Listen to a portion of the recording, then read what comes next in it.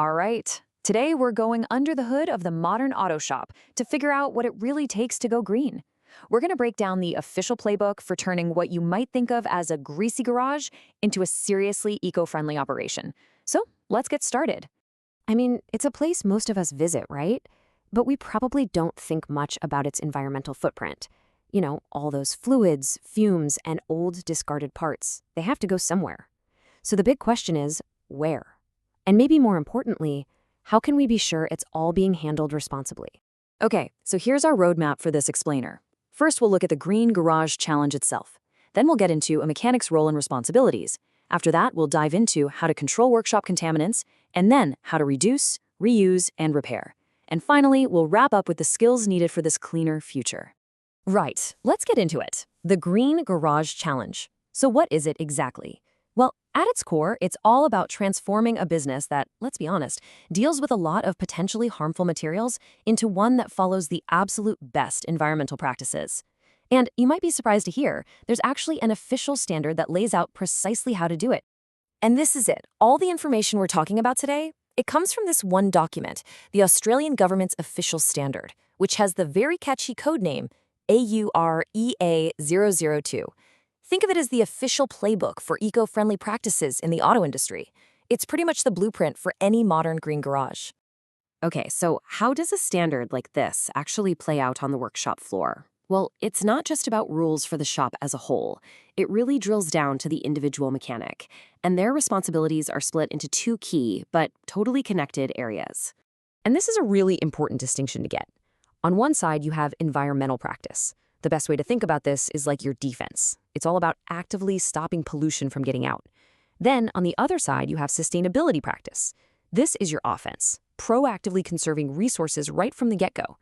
They're really just two sides of the same green coin.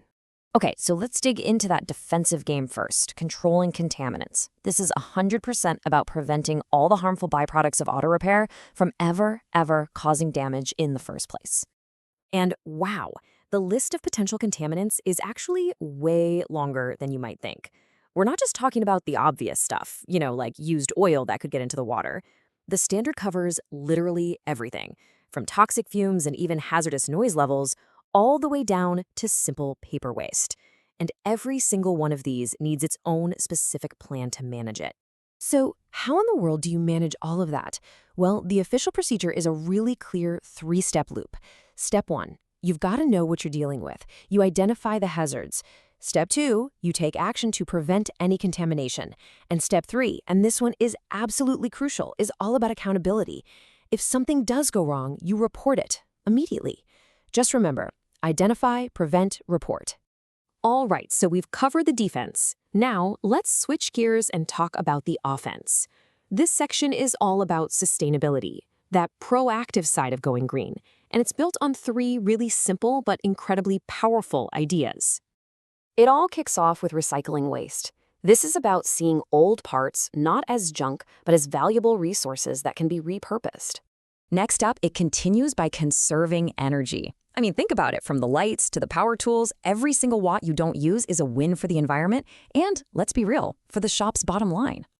And the third piece of the puzzle is conserving water. This is a resource that's surprisingly important in a garage, and when you manage it right, it can make a huge difference. And of course, this isn't just random. Just like with controlling contaminants, there is a system. First, you identify what can be saved versus what can't.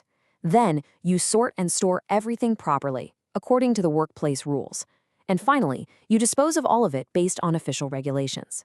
It's really a cradle-to-grave responsibility for every single material that comes through that shop. But, being an eco-friendly mechanic isn't just about following a checklist. The official standard makes it super clear that it's also about having the right mindset and a very specific set of skills. So what skills does the modern mechanic need? Well, it's a pretty unique mix. You need to be a lifelong learner, someone who's always looking for the latest eco-friendly way to do things. You have to be a clear communicator, so you can talk about these issues and solutions with your colleagues. And you've got to be a careful planner, someone who organizes their work specifically to protect the environment. The document actually calls these foundation skills, and they're seen as being just as important as knowing how to fix an engine. And this really gets to the heart of it. The ultimate goal is to make all these practices feel like second nature. It's about weaving them so deeply into the daily routine that being eco-friendly isn't some extra chore. It just becomes the normal, most efficient, and most natural way to get the job done. So, after breaking all this down, it's pretty clear the job has changed, right? The modern mechanic isn't just a technician anymore, they're also a guardian of their immediate environment. So, I guess the final question to leave you with is this: what does that change for you? How does this make you see your local garage, or maybe even your own role in the automotive world, a little differently?